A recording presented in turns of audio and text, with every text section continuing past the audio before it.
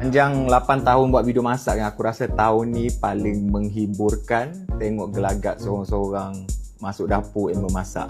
Ada orang tanya, tahun ni paling ramai ke orang buat masak tak jadi? Tak, sebenarnya ramai buat menjadi, memang ramai gila.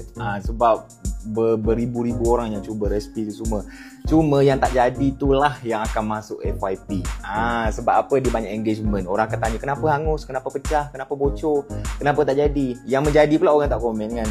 So bila FYP duk lalu video tak jadi, orang pun duk assume yang resipi tu semua tak menjadi. Actually ramai buat yang menjadilah. Cuma one thing KA kena pesan, ingredients tolonglah ikut sebiji. Aku pernah R&D berbulan-bulan tahu resipi tu, sampailah menjadi senang untuk orang follow lah. Cuma ada orang dia dah ke resepi. Contoh dia macam benda 5 minit dia masak 10. Benda letak dalam loyang dia letak dalam plastik, lepas tu cair.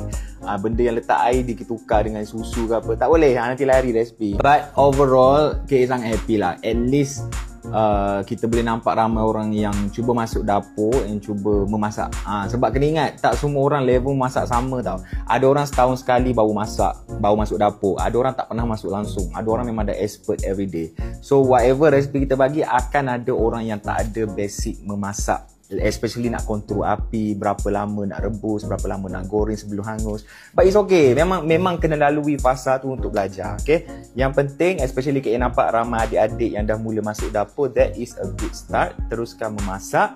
Kalau fail tak apa, upload je. Aku repost je nanti. Sebab kita nak bagi penghargaan untuk orang-orang yang cuba resepi ni. And KA harap tahun ni korang sukalah resepi yang kita dah prepare. And I'm really happy with the support from the community so far.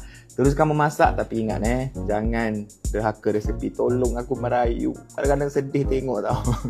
Kalau anda suka video di channel ini, boleh juga tekan butang like dan share di media sosial yang lain. Terima kasih kerana setia di sini.